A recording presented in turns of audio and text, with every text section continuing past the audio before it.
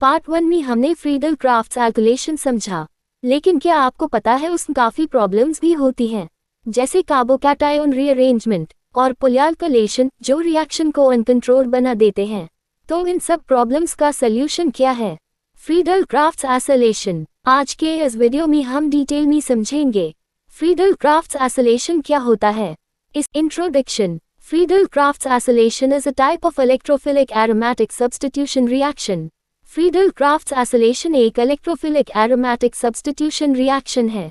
In this reaction an acyl group is introduced into the benzene ring. इस reaction में benzene ring में acyl group introduce किया जाता है। The acyl group is represented as COR. acyl group को COR से represent किया जाता है।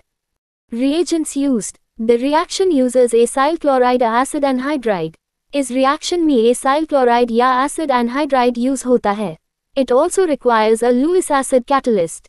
इसमें एक Lewis acid catalyst की ज़रूरत होती है।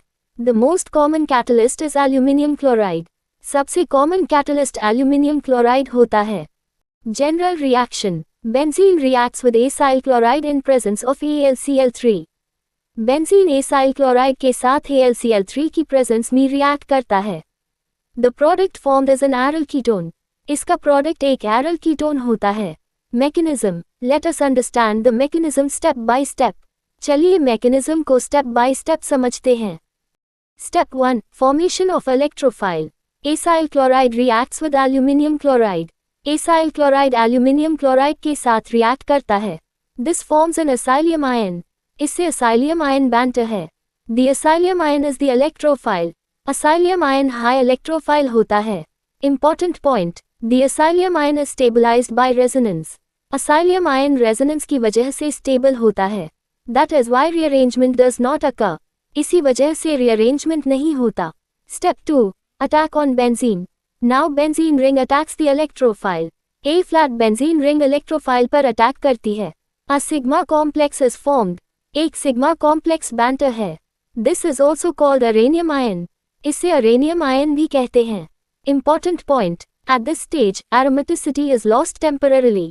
इस stage पर aromaticity temporarily खत्म हो जाती है। Step 3. The protonation. Now a proton is removed from the sigma complex. A flat sigma complex से एक proton remove होता है। Aromaticity is restored. Aromaticity वापस आ जाती है। The final product is formed. Final product बन जाता है। Example. Benzene reacts with acetyl chloride. Benzene acetyl chloride के साथ react करता है। The product formed is acetophenone. इसका product acetophenone होता है। Example. Benzene reacts with acetyl chloride. Benzene acetyl chloride के साथ रिएक्ट करता है। The product formed is acetophenone. इसका प्रोडक्ट acetophenone होता है। यहाँ हम फ्रीडल क्राफ्ट्स एसिलेशन रिएक्शन का मैकेनिज्म देख रहे हैं। इस रिएक्शन में बेंजीन रिंग में acyl ग्रुप इंट्रोड्यूस किया जाता है और फाइनल प्रोडक्ट के रूप में acetophenone बनता है। स्टेप 1. acetyl chloride के साथ रिएक्ट करता है और acylium आयन बनाता है। यही इलेक्ट्रोफाइल होता है। स्टेप 2. बेंजीन रिंग के पाए इलेक्ट्रॉन्स इस इलेक्ट्रोफाइल पर अटैक करते हैं। इससे सिग्मा कॉम्प्लेक्स अरेनियम आयन फॉर्म होता है। स्टेप 3. प्रोटॉन रिमूव होता है और एरोमेटिसिटी वापस आ जाती है। Final product. इस रिएक्शन से एसिटोफेनोन बनता है।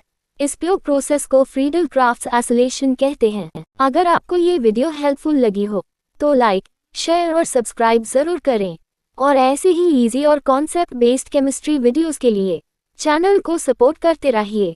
Thank you. Keep learning.